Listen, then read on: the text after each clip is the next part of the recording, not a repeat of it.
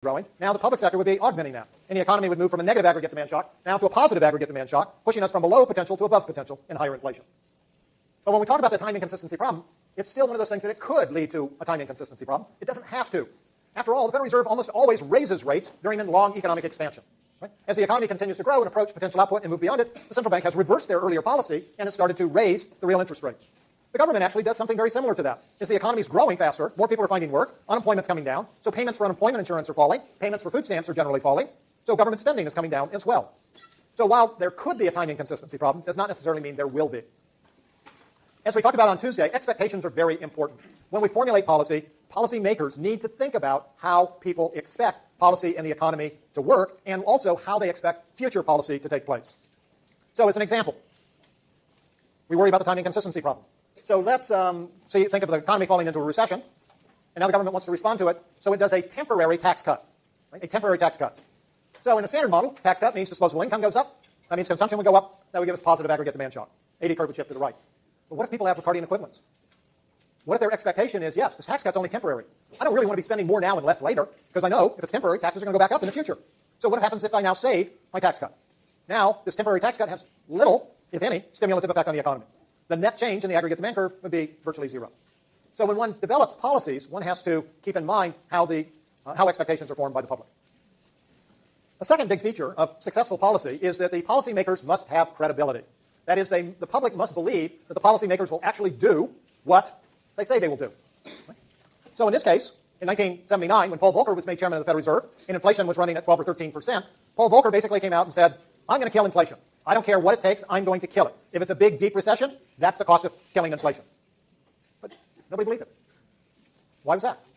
The Federal Reserve had allowed inflation to move to 12 to 13% already. It was sort of like, just because you change the guy who's in charge of the organization doesn't mean the whole organization is going to change. He hadn't done anything yet to actually convince people that they should believe what he said. Now, after he cranked up short-term interest rates to 22%, all of a sudden people said, oh, this guy actually means what he says, and he's going to do it, no matter how much pain it causes. Unemployment went to over 10%.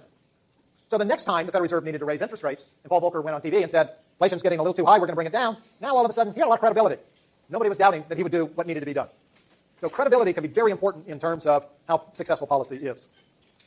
It's also important for credibility to have a commitment to a nominal anchor. Remember, central banks in particular only control nominal variables.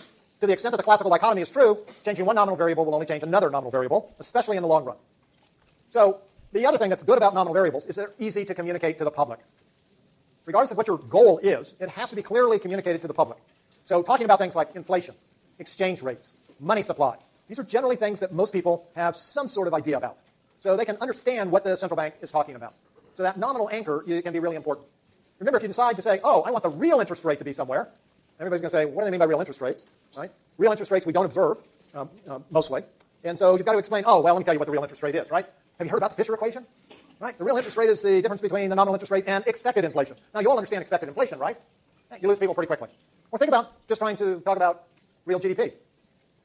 What's real GDP? You know, most people think about total spending going on in the economy, which they think matters because prices are in there as well.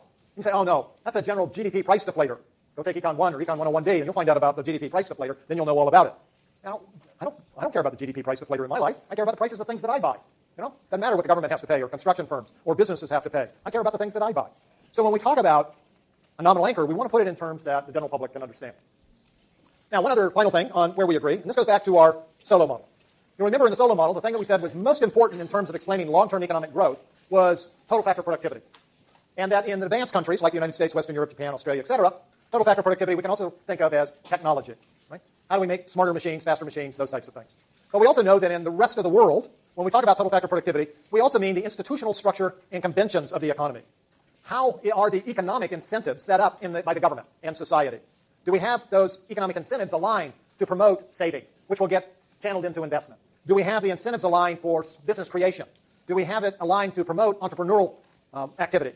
Do we have it aligned to coordinate disputes about contracts or business failures? Do we have limited liability? Or if your business fails, are we coming after everything that you own, your family owns, your children owns, your uncles, aunts, cousins, and nephews? Right? So all of those kinds of social institutions, as well as the government institutions, can be very important in terms of how the economy performs.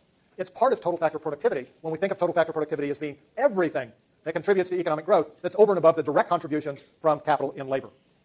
Now notice that many of these issues where we agree happen to be long-run issues. things that need to be in place over a long period of time, whether those are expectations or credibility or the vertical long-run Phillips curve, money supply, inflation. So there's not a great deal of discussion between classical economists and Keynesians about what happens in the long run. Pretty much everybody's on board. But where the big disagreements come and where the controversies come, and most of the things that you read about this unsettled state of macroeconomics come from, actually happen in a much shorter time frame. And this is where we get lots and lots of disagreements amongst macroeconomists. So the first of this, probably the premier part of these disagreements, has to do with how flexible are wages and prices. How flexible are wages and prices? Notice in the context of the model that we've developed, this actually is simply asking how steep or flat is the short-run aggregate supply curve. The model itself can handle very steep or very flat short-run aggregate supply curves, very flexible wages and prices, very sticky wages and prices, and anything in between. One of the advantages of the model is just that. The big problem, though, is we can't really come to any conclusions about how flexible wages and prices are. Economists who are more on the classical side will argue that wages and prices are actually quite flexible. They're moving all the time towards their equilibrium levels, and when they're not at equilibrium, it won't take but a year or two or three to get back to equilibrium. Keynesian economists, or economists who subscribe to more Keynesian ideas, would suggest that's not the case, that in fact wages and prices are quite sticky. And therefore, in the short run, again, that first year or two or three, we don't get very much adjustment on wages and prices, regardless of whether we have an economic boom or an economic recession. Well, this means huge differences in all sorts of things. Notice the more flexible wages and prices are, the quicker the economy returns to long-run potential. The stickier they are, the slower it will be.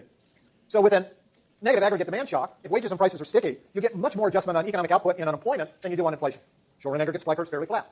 But if wages and prices are fairly flexible, short-run curve is very steep, the same negative aggregate demand shock means you should get a big drop in inflation and almost no change at all in economic output and unemployment. So depending upon which of those two views is correct, says a lot about how the economy should perform. It also tells us a lot about what kind of policy reaction we should have. If wages and prices are very sticky, we're going back to potential output fairly quickly anyway. Why should the government respond? Simply set the dials for the appropriate levels of interest rates, government spending, and tax rates to achieve an optimal long-run growth rate. And just leave them there. Let the economy just do what it's going to do. But if the short-run aggregate supply curve is very flat, now it takes a very long time to get back to potential output. Now, government policy can actually return the economy to potential output much more quickly than the self-adjustment mechanism would. So the whole debate over wages and price flexibility or stickiness also turns out to be a debate about appropriate policy. Now, one of the questions then is, we all think that, both Keynesians and classicals think that wages and prices are flexible in the long run. So for Keynesian economists, then, one of the issues is, how long does it take to get to the long run?